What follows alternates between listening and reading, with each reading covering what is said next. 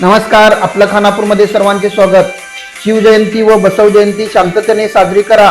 बैलवंगल उपविभाग DySP doctor Veerayya Hiremath यांचे आवाहन. शिवजयंती व बसव जयंती शांततेने साजरी करण्यात यावी, तसेच मिरवणुकीमध्ये इतर धर्मीयांच्या भावना दुखावणार नाहीत याची खबरदारी घेण्याचे आवाहन बैलवंगल उपविभागाचे डीवायएसपी डॉक्टर वीरय्या हिरेमठ यांनी केले. शिवजयंती व बसव जयंतीच्या पार्श्वभूमीवर खानापूर पोलीस स्थानकात शांतता कमिटीची बैठक बोलाविण्यात आली होती. त्यावेळी वरील आवाहन त्यांनी केले. बैठकीला सार्वजनिक शिवजयंती उत्सव मंडळाचे पदाधिकारी तसेच शांतता कमिटीचे सदस्य उपस्थित होते. यावेळी खानापूर शहराच्या वतीने तसेच शिवजयंती उत्सव मंडळ, पत्रकार संघ व मुस्लिम समाजाच्या वतीने बैलवंगलचे डीवायएसपी पदी निवडणूक झाल्याबद्दल डीवायएसपी डॉक्टर वीरय्या हिरेमठ यांचा हार घालून शाल व श्रीफळ देऊन सत्कार करण्यात आला. पुढे बोलताना डीवायएसपी डॉक्टर वीरय्या हिरेमठ यांनी सांगितले की शिवजयंती व बसव जयंती मिरवणुकीवेळी कायदा व कानून तसेच नियम पाळण्याचे आवाहन यांनी यावेळी केले. तसेच प्रत्येक सार्वजनिक शिवजयंती उत्सव मंडळाने आपापल्या कार्यकर्त्यांना मद्यपान न करता मिरवणुकीत भाग घेण्याचे बंधन घालण्यात यावे असे सांगितले. सुरुवातीला PSI MB बिरादर यांनी उपस्थितांचे स्वागत केले व बैठकीचा उद्देश सांगितला. यानंतर PI लालसाब गौंडी यांनी प्रास्ताविक भाषण केले. यामध्ये त्यांनी शिवजयंती मिरवणूक शांततेने पाळण्याचे आवाहन केले. तसेच नगरपंचायतीने खानापूर शहरात विविध ठिकाणी CCTV बसविण्याची मागणी केली.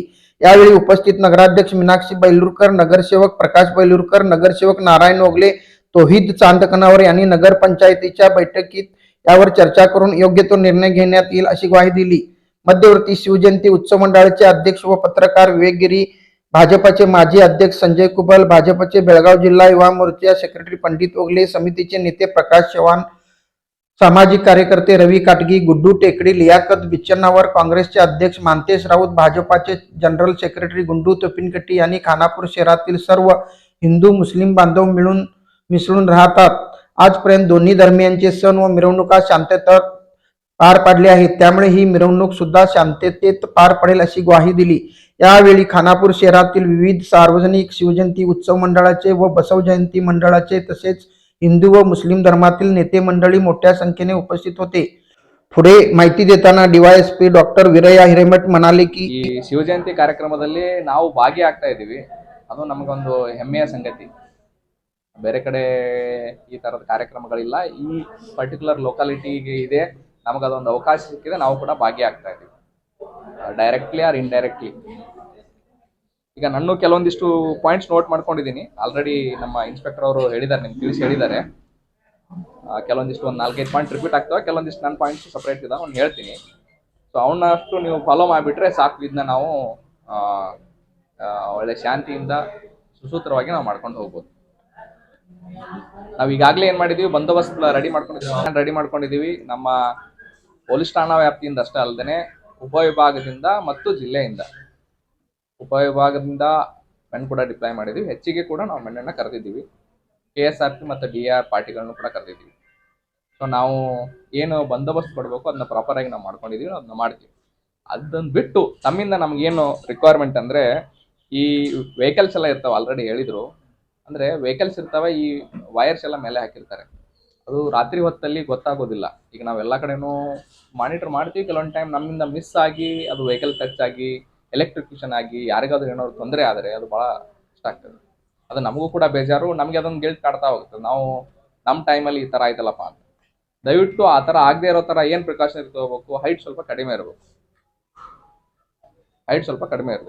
ನೀವು ಅದನ್ನು ಸ್ವಲ್ಪ ಎಲ್ಲರಿಗೆ, ಯಾಕಂದ್ರೆ ನಾವು ಎಲ್ಲರಿಗೂ ಹೋಗಿ ಇಂಡಿವಿಜುವಲ್ ಪರ್ಸನ್ಸ್ ಹೋಗಿ ನಾವು ಹೇಳಿಕ್ಕಾಗಲ್ಲ. ಆ ಸಂದರ್ಭದಲ್ಲಿ ರೆಡಿ ಆದ್ಮೇಲೆ ನಾವು ಹೇಳಿಕ್ ಹೋದ್ರೆ ಯಾರು ನಮ್ಮ ಮಾತು ಕೇಳಲ್ಲ. ನಾವು ಮಾಡೇ ಮಾಡ್ತೀವಿ ಅಂತಾರೆ, ಅದು ಲಾಸ್ಟಿಗೆ ಕಾಂಪ್ಲಿಕೇಶನ್ಸ್ ಆದಾಗ ಪ್ರಾಬ್ಲಮ್ ಆಗ್ತದೆ. ಅದು ಆಗ್ಬಾರ್ದು. ಅದಾದಮೇಲೆ ಎಲ್ಲಿ ಇದೇನು ಪ್ರೊಸೆಷನ್ ನಡೆಯುತ್ತಲ್ಲ, ಎಲ್ಲ ಕಡೆ ಲೈಟಿಂಗ್ ವ್ಯವಸ್ಥೆ ಕಂಪಲ್ಸರಿ ಇರುವಂಗೆ ನೋಡ್ಕೊಳ್ಳಿ.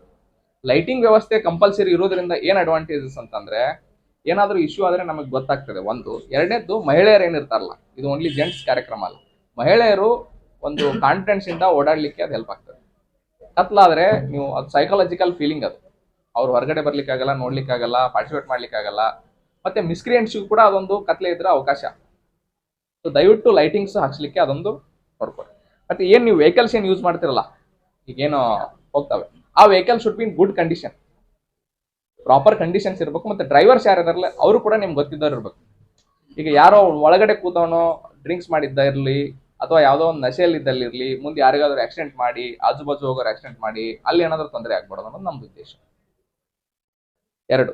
ಮೂರನೇದು, ಇದು ಏನು ಡಿ ಜೆ ಇದೆಯಲ್ಲ, ಯೂಶ್ವಲಿ ಏನಾಗಿದೆ, ಇದು ಯಾರು ಇದಕ್ಕೆ ಅವಕಾಶ ಕೊಡ್ತಾ ಇಲ್ಲ. ಇದನ್ನ ಬಿಟ್ಟು ನೀವೇನು sound system within the norms ನೀವು ಫಾಲೋ ಮಾಡ್ಕೊಳ್ಳಿ. ಅದಾದ್ಮೇಲೆ ಇದು ರಿಲೀಜಿಯಸ್ ಇಶ್ಯೂ ಆಗೋದು ಬೇಡ, ಧರ್ಮಗಳ ಮಧ್ಯೆ ಇದು ಆಗೋದು ಬೇಡ. ಈಗ ಹೋಗೋ ಪ್ರೊಸೆಷನ್ ಅಲ್ಲಿ ಯಾವ್ದಾದ್ರು ಧರ್ಮದ್ದು ಯಾವ್ದಾದ್ರು ಧಾರ್ಮಿಕ ಸ್ಥಳ ಇರ್ಬೋದು. ಹಿಂದೂ ಪ್ರೊಸೆಷನ್ ಹೋಗ್ಬೇಕಾದಾಗ ಮಸ್ಜಿದ್ ಇರ್ಬೋದು, ಕ್ರಿಶ್ಚಿಯನ್ಸ್ ಚರ್ಚಸ್ ಇರ್ಬೋದು, ಅಥವಾ ಮುಸ್ಲಿಂ ಪ್ರೊಸೆಷನ್ ಹೋಗ್ಬೇಕಾದಾಗ ಟೆಂಪಲ್ಸ್ ಇರ್ಬೋದು. ನಿಮ್ಮ ಧರ್ಮವನ್ನು ನೀವು ಮಾಡ್ರಿ, ಅವ್ರ ಧರ್ಮವನ್ನು ಅವ್ರು ಮಾಡ್ರಿ. ಈಗ ಕೆಲವೊಂದಿಷ್ಟು ಕಡೆ ನಾವು ಏನ್ ನೋಡ್ತಾ ಇದೀವಿ, ಬಹಳಷ್ಟು ಕಡೆ ನೋಡ್ತಾ ಇದೀವಿ ನಾವು ಹಿಂದೂ ಪ್ರೊಸೆಷನ್ಸ್ ಹೋಗ್ತಾ ಇರ್ತವೆ. ನಾನು ಪುತ್ತೂರಲ್ಲಿ ಕೆಲಸ ಮಾಡಿದ್ದೀನಿ, ದಕ್ಷಿಣ ಕನ್ನಡ ಜಿಲ್ಲೆಯಲ್ಲಿ. ಬಹಳಷ್ಟು ಕಡೆ ಪ್ರೊಸೆಷನ್ ನಡೀತಾ ಇರ್ತವೆ. ಮಸ್ಜಿದ್ ಬಂದಾಗ ಅಲ್ಲೇ ವೇಟ್ ಮಾಡೋದು, ಅಲ್ಲೇ ಜಾಸ್ತಿ ಡಿಜೆ ಹಾಕೋದು, ಅಲ್ಲಿ ಜಾಸ್ತಿ ಟೈಮ್ ಸ್ಪೆಂಡ್ ಮಾಡೋದು, ಕುಣಿಯೋದು, ಮಾಡೋದು. ಅಥವಾ ಯಾರಾದ್ರೂ ಒಬ್ಬ ಯಾವನಾದ್ರೂ ಮಿಸ್ಕ್ರಿಯೆಂಟ್ ಏನಾದ್ರೂ ಆ ಕಡೆ ತೂರೋದು, ಅಲ್ಲಿ ಅವ್ರು ಇರ್ತಕ್ಕಂಥ ಅವ್ರ ಧಾರ್ಮಿಕ ಭಾವನೆ ತೊರಳಿ ಅವ್ರು ಏನಾದ್ರು ಈ ಕಡೆ ತೋರೋದು, ಲಾ ಅಂಡ್ ಆರ್ಡರ್ ಇಶ್ಯೂಸ್ ಆಗ್ತವೆ. ಸೊ ನೀವು ಹೋಗ್ತಾ ಇದ್ರೆ ಏನು ಸ್ಪೀಡಲ್ಲಿ ಹೋಗ್ತಾ ಇದ್ರಿ ಸೇಮ್ ಸ್ಪೀಡ್ ಎಲ್ಲ ಕಡೆ ಮೇಂಟೈನ್ ಆಗ್ಬೇಕು.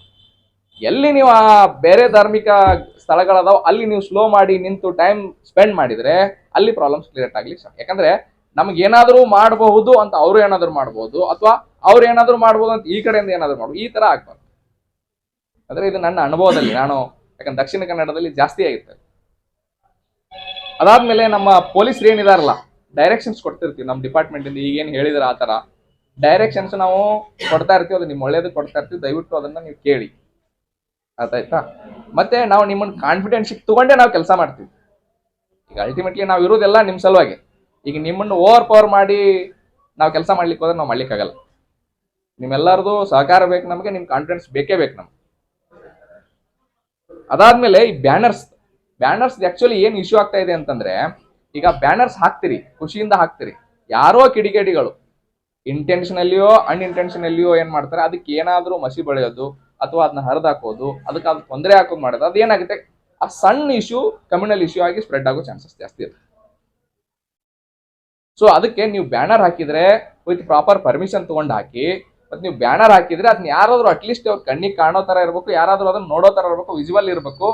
ಯಾರಾದ್ರೂ ಏನಾದ್ರೂ ಮಾಡ್ಬೇಕಂದ್ರೆ ವಿಚಾರ ಮಾಡ್ಬೇಕಪ್ಪ, ನಾನು ನೋಡ್ತಾ ಇದ್ದಾರಪ್ಪ ಅಂತ. ಆ ತರ ಪ್ಲೇಸಸ್ ಅಲ್ಲಿ ಹುಡುಕಿ. ನೆಕ್ಸ್ಟ್, ಈ ಎಲ್ಲಾ ಫಂಕ್ಷನ್ ಮುಗಿತೆ, ಏನೋ ಪ್ರೊಸೆಷನ್ ಹೋಗುತ್ತೆ. ಪ್ರೊಸೆಷನ್ ಮುಗಿದ್ಮೇಲೆ ಮನೆಗೆ ಹೋಗ್ತಿರ್ತಾರಲ್ಲ, ನೀವೇನು ಆರ್ಗನೈಸ್ ಮಾಡ್ತಾ ಇದ್ರಿ, ಏನು ಹಿರಿಯರಿದ್ದೀರಿ, ಅವ್ರನ್ನೂ ಕೂಡ ಸುಸೂತ್ರವಾಗಿ ಅವ್ರ ಮನೆಗೆ ಹೋಗೋ ತರ ನೋಡ್ಬೇಕು. ಈಗೆಲ್ಲ ಪ್ರೊಸೆಷನ್ ಮುಗಿಯುತ್ತೆ, ನಾವು ಫ್ರೀ ಆಗ್ತೀವಿ ಮುಗೀತಂತ ಹೋಗ್ಬೇಕಾದ್ರೆ ಏನೋ ಮಿಸ್ಕ್ರಿಯೆಂಟ್ ಏನಾದ್ರು ಮಾಡಿದ್ರೆ ಅದು ಪ್ರಾಬ್ಲಮ್ ಆಗ್ತದೆ. ಯಾಕಂದ್ರೆ ಒನ್ಸ್ ಸಮ್ ಇಶ್ಯೂ ಸ್ಟಾರ್ಟ್ ಆತಂದ್ರೆ 1 month 2 month 3 month ನಾವೆಲ್ಲ ಕೆಲಸ ಬಿಟ್ಟು ನಾವು ಬರೀ ಬಂದೋಬಸ್ತ್ ಮಾಡ್ಲಿಕ್ಕೆ ಕೊಡ್ಬೇಕಾಗ್ತದೆ. ಬಂದೋಬಸ್ತ್ ಅಂದ್ರೆ ಹೆಂಗೆ, ನಿಮ್ಮ ಏನ ರೈಟ್ಸ್ ಇದಾವಲ್ಲ ನಾವು ಅದನ್ನ ಹತ್ತಿಕ್ತಿವಿ, ಹೊರಗಡೆ ಬರಕ್ಕಾಗಲ್ಲ, 144 ಸೆಕ್ಷನ್ಸ್ ಇದಾವೆ, ಈ ತರ ಸ್ಟಾರ್ಟ್ ಆಗ್ತಾವೆ. ಅದು ಆಗ್ಬಾರ್ದು. ಮತ್ತೆ ಇನ್ನೊಂದು ಒಳ್ಳೆ ಕೇಳಿದ್ರಿ, ಮುನ್ಸಿಪಲ್ ಸ್ಟಾಫ್ ಮತ್ತೆ ಎಲೆಕ್ಟ್ರಿಸಿಟಿ ಇದ್ರದ್ದು ಏನಿದೆಯಲ್ಲ, ಅದು ಈ ಮೀಟಿಂಗ್ ಅಲ್ಲಿ ನಾವು ಎಲ್ಲಾ ಡಿಪಾರ್ಟ್ಮೆಂಟ್ ಅವ್ರು ಶೇರ್ ಮಾಡಿದ್ರೆ ಅದು ಉತ್ತಮ ಇತ್ತು. ಯೂಶುವಲ್ ಏನಾಗ್ತಾ ಇದೆ, ಲಾ ಅಂಡ್ ಆರ್ಡರ್ ಅಂತಂದ್ರೆ ಈ ತರ ಪ್ರೊಸೆಷನ್ ಅಂದ್ರೆ ಹೋಲ್ ಅಂಡ್ ಸೋಲ್ ಪೊಲೀಸ್ದೇ ರೆಸ್ಪಾನ್ಸಿಬಿಲಿಟಿ ಅನ್ನೋ ತರ ಆಗ್ಬಿಟ್ಟಿದೆ. ಅದೇನಾಗಬೇಕು, ಎಲ್ಲಾ ಒಂದೊಂದು ಕೆಲಸಗಳು ನಮ್ದು ಕೂಡ ರೆಸ್ಪಾನ್ಸಿಬಿಲಿಟಿ ಇದರಲ್ಲಿ, ಇದು ಕ್ಲಿಯರ್ ಆಗ್ಬೇಕಂದ್ರೆ ಒಂದೇ ಮಾಡ್ಲಿಕ್ಕೆ ಆಗಲ್ಲ. ಸೊ ಎಲ್ಲರದ್ದು ರೆಸ್ಪಾನ್ಸಿಬಿಲಿಟಿ ಅನ್ನೋ ತರ ಹೋಗ್ಬೇಕಾಗತ್ತೆ. ನೆಕ್ಸ್ಟ್, ಮತ್ತೆ ನೀವೇನಿದಿರಿ, ನಿಮ್ಮ ಏನ ಸದಸ್ಯರು ಏನಿರ್ತಾರೆ ಇದರಲ್ಲಿ ಪಾರ್ಟಿಸಿಪೆಂಟ್ಸ್ ಇರ್ತಾರೆ, ಅವ್ರನ್ನ ದಯವಿಟ್ಟು ನೀವು ಅಟ್ಲೀಸ್ಟ್ ನೀವು ಹೇಳಿದ್ರೆ ನೀವು ಮಾತು ಕೇಳೋ ತರ ಇರ್ಬೇಕು. ಕೆಲವೊಂದು ಕಂಡೀಷನ್ ಅಲ್ಲಿ ನಾವು ಹೇಳಿದ್ರೆ ಕೇಳಲ್ಲ. ಈಗ ನಿಮ್ದೇ ಪ್ರೋಗ್ರಾಮ್ ಇರುತ್ತೆ, ನಾವು ಹೋಗಿ ಅವ್ರ ಮೇಲೆ ಪ್ರೆಷರ್ ಹಾಕ್ಲಿಕ್ಕೂ ಆಗಲ್ಲ. ನಾವು ಹೇಳಿದ್ರು ನೀವು ಲೀಡರ್ಸ್ ಹೇಳ್ತೀವಿ, ಲೀಡರ್ಸ್ ಅವ್ರು ಕನ್ವಿನ್ಸ್ ಮಾಡಿ ಈ ತರ ಅಂತ ತಿಳಿಸಿ ಹೇಳಿದ್ರೆ ಸ್ಮೂತ್ ಆಗಿ ಹೋಗ್ತದೆ, ಇಶ್ಯೂಸ್ ರೈಸ್ ಆಗಲ್ಲ. ಮತ್ತೆ ರೂಟ್ ಏನಿದೆ, ಆ ರೂಟ್ ನಮ್ಮವ್ರಿಗೆ ಏನ್ ಗೊತ್ತಿದ್ದಿದೆ ಅಥವಾ ಹಿಂದಿನಿಂದ ಏನ್ ಪ್ರಾಪರ್ ಆಗಿ ಬಂದಿದ್ದಿದೆ, ಯಾವ್ದು ಡಿಸ್ಪ್ಯೂಟ್ ಇಲ್ಲ, ಆ ತರ ರೂಟ್ ಅಲ್ಲಿ ಹೋಗಿ. ನೆಕ್ಸ್ಟ್, ಬೇರೆ ಡಿಪಾರ್ಟ್ಮೆಂಟ್ ಇದನ್ನ ನಡೆಸಬೇಕಾದ್ರೆ ಪೊಲೀಸ್ ಡಿಪಾರ್ಟ್ಮೆಂಟ್ ಬಿಟ್ಟು ಬೇರೆ ಡಿಪಾರ್ಟ್ಮೆಂಟ್ ಇಂದ ಏನೇನ್ ರಿಕ್ವೈರ್ಮೆಂಟ್ಸ್ ಇದಾವೆ, ಪರ್ಮಿಷನ್ಸ್ ಇದಾವೆ, ಒಂದು ದಯವಿಟ್ಟು ತಗೊಳ್ಳಿ. ನಾವೆಲ್ಲಾನು ಹಿಂಗೆ ತಗೊಳ್ಳಿ ಅದನ್ನೇ ತಗೊಳ್ಳಿ ಅಂತ ಹೇಳಿಕ್ಕಾಗಲ್ಲ. Whatever may be the requirement, you have to take it. ಮತ್ತೆ ವಿತಿನ್ ಟೈಮ್ ಅಲ್ಲಿ ನನಗೆ ಗೊತ್ತು, ಅದು ಬೇಗ ನೀವು ಎಷ್ಟೇ ಟ್ರೈ ಮಾಡಿದ್ರು ಕೂಡ ಅದು ಸ್ವಲ್ಪ ಡಿಲೇ ಆಗೋದೆ. ಬಟ್ ನೀವು ಪ್ರಯತ್ನ ಪಡೋದ್ರಿಂದ ಏನಾಗ್ತದೆ, ಅನ್ನೆಸರಿ ಡಿಲೇ ಕಡಿಮೆ ಆಗ್ತದೆ. ಅನ್ನೆಸರಿ ಡಿಲೇ ಮಾಡೋದು ಬೇಡ. ಮತ್ತೆ ಟ್ರಾಫಿಕ್ ಮೂವ್ಮೆಂಟ್ ಟ್ರಾಫಿಕ್ ಮೂವ್ಮೆಂಟ್ನು ಕೂಡ ನಾವು ಅವತ್ತು ಈಸ್ ಮಾಡ್ಲಿಕ್ಕೆ ನಾವು ಟ್ರೈ ಮಾಡ್ತೀವಿ, ನಮ್ಮ ಕಡೆಯಿಂದ ನಾವೇನ್ ಮಾಡ್ತೀವಿ. ಬಟ್ ನಿಮ್ ಕಡೆಯಿಂದ ಬಹಳಷ್ಟು ಸಹಕಾರ ಬೇಕು ನಮ್ಗೆ. ಈ ಹೋಗೋ ದಾರಿಲಿ ಯಾವ್ದು ವೆಹಿಕಲ್ಸ್ ಅಡ್ಡ ನಿಲ್ದೇ ಇರೋ ತರ, ಅಪೋಸಿಟ್ ಬರ್ದೇ ಇರೋ ತರ, ಸೊ ಈ ತರ ನೀವು ಮಾಡ್ಕೊಳ್ಳಿ. ಮತ್ತೆ CCTV ಕ್ಯಾಮ್ರಾಸ್ ನಮಗೆ ಬಹಳ ಇಂಪಾರ್ಟೆಂಟ್, ಬಹಳ important. At least entry and exit point, ಯಾರು ಬಂದ್ರು ಒಳಗಡೆ, ಯಾರು ಸಿಟಿಯಿಂದ ಹೊರಗಡೆ ಹೋದ್ರು, ಒಂದು ಪ್ರೊಸೆಷನ್ ಪ್ಲೇಸಸ್ ಅಲ್ಲಿ ಯಾರ್ಯಾರು ಬಂದ್ರು ಯಾರು ಹೋದ್ರು, ಆ CCTV ಇದ್ರೆ ಸಮ್ ಅನ್ಟುವರ್ಡ್ ಇನ್ಸಿಡೆಂಟ್ ಆಯ್ತು, ಏನೋ ಒಂದು ವೆಹಿಕಲ್ಸ್ ಕಳಿತು ಅಥವಾ ಏನೋ ತೊಂದರೆ ಆಯ್ತು, ನಮ್ಗೆ at least we can catch that culprit. So ಇದು ನಾನು ಇಲ್ಲಿ ಅಬ್ಸರ್ವ್ ಮಾಡಿರೋದು. ತಮ್ಗೆಲ್ಲರಿಗೂ ತಿಳಿದಿದೆ ಅನ್ಕೋತೀನಿ. ಮತ್ತೆ ನೀವೆಲ್ಲರೂ ಪ್ರತಿ ವರ್ಷ ಈ ತರ ಕರೀತಾರೆ, ಬಂದಿರ್ತೀರಿ, ನೀವು ಕೇಳಿರ್ತೀರಿ, ಇಂಟ್ರಾಕ್ಟ್ ಮಾಡಿರ್ತೀರಿ, ಮತ್ತೆ ರೆಗ್ಯುಲರ್ ಆಗಿ ಪ್ರೊಸೆಷನ್ ಭಾಗವಹಿಸಿದಿರಿ. ಸೊ ನಿಮ್ಮಿಂದ ಕೇಳ್ಕೊಳ್ಳೋದು, ನೀವು ಚೆನ್ನಾಗಿ ಮಾಡಿ ನಿಮ್ಮ ಪ್ರೊಸೆಷನ್ ಸಕ್ಸಸ್ಫುಲ್ ಆಗಲಿ ಅಂತ ನಾವು ಹಾರೈಸ್ತೀವಿ. ನಮಗೆ ಏನು ಸಹಕಾರ ಕೊಡೋದಿದೆಯಲ್ಲ ಆ ಪ್ರೊಸೆಷನ್ ಸಲುವಾಗಿ ದಯವಿಟ್ಟು ಸಹಕಾರ ಕೊಡಿ. ನಾವು ಒಳ್ಳೆ ರೀತಿಯಿಂದ ಅದನ್ನ ಬಂದೋಬಸ್ತನ್ನು ಮಾಡಿ ನಿಮ್ಮ ಪ್ರೊಸೆಷನ್ ಯಶಸ್ವಿಗೊಳಿಸ್ತೀವಿ.